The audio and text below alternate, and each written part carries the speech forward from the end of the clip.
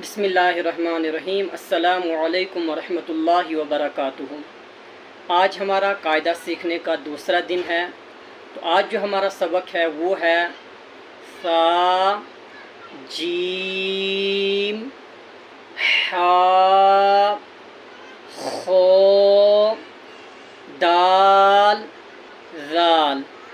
आइए आज के सबक में हम सा से शुरू करते हैं।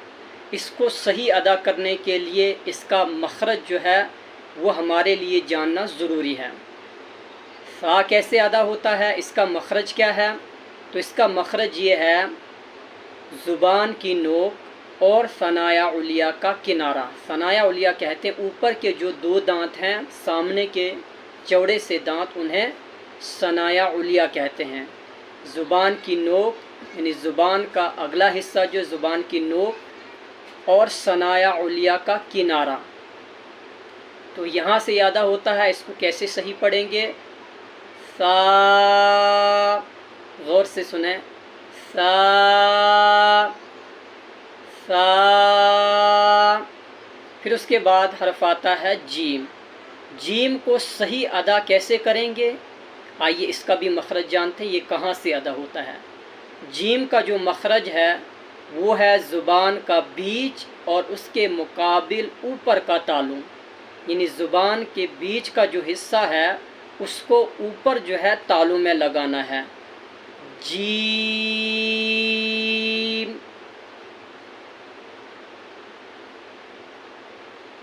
जीम। थोड़ा से खींच कर पढ़ेंगे, जैसे यहाँ पर बताया गया है। ऊपर ये जो मद है तो इसको थोड़ा खींच कर पढ़ेंगे और ये अल्फाज सही और दुरुस्त अदा होगा।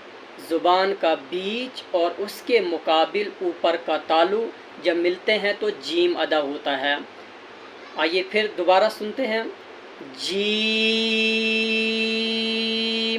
यानी ज़ुबान का बीच और उसके मुकाबिल ऊपर का तालु, यहाँ से ये अदा होता है। तो इसका मखरज यही है। फिर उसके बाद हरफ है हा। हा, तो ये कहाँ से अदा होता है? आइए इसका मखरज जानते हैं। हा का जो मखरज है वो वस्ते हलक, वस्ते हलक यानी हलक का दरमियानी हिस्सा, यानी हलक का दरमियानी हिस्सा, यहाँ से हा अदा होता है। कैसे सही अदा होगा? हा, हा, हा। तो ये ऐसे अदा होता है। इसका मखरज है वस्ते हलक यानी हलक का दरमियानी हिस्सा। फिर उसके बाद हरफ है खो। खो का मखरज क्या है, ये सही कैसे अदा होगा? इसका जो मखरज है वो है अदनाए हलक। अदनाए हलक यानी मुंह की तरफ वाला हिस्सा। अदनाए हलक यानी मुंह की तरफ वाला जो हिस्सा है वहाँ से खो अदा होता है। तो इसको सही कैसे पढ़ेंगे? खो, थोड़ा मोटा करेंगे। खो, खो, खो। फिर उसके बाद जो है दाल है। दाल का मखरज क्या है? दाल का मखरज है ज़ुबान की नोक और सनाया उलिया की जड़, यानी ऊपर के जो दांत है चौड़े, इन्हें सनाया उलिया कहते हैं। यहाँ से अदा होगा, यानी ता का और दाल का मखरज एक ही है।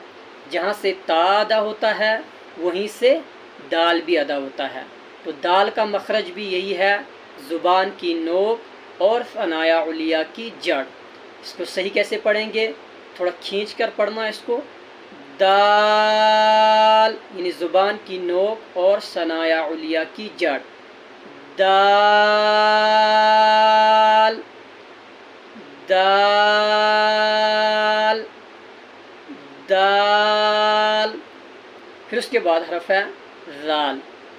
जाल का मखरज क्या है? जाल का मखरज है ज़ुबान की नोक और सनाया उलिया का किनारा, यानी ऊपर के जो चौड़े दांत दो हैं वहीं से ये अदा होता है।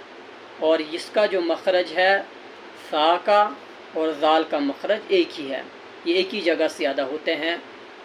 ज़ुबान की नोक और सनाया उलिया का किनारा। اس کو صحیح کیسے پڑھیں گے؟ ذال، ذال، یعنی زبان کی نوک اور ثنایا علیہ کا کنارہ۔ امید ہے کہ آپ کو آج کی یہ ویڈیو پسند آئی ہوگی۔ آپ سے گزارش ہے کہ اس ویڈیو کو زیادہ سے زیادہ لائک کریں، شیئر کریں اور ہمارے چینل کو سبسکرائب ضرور کریں۔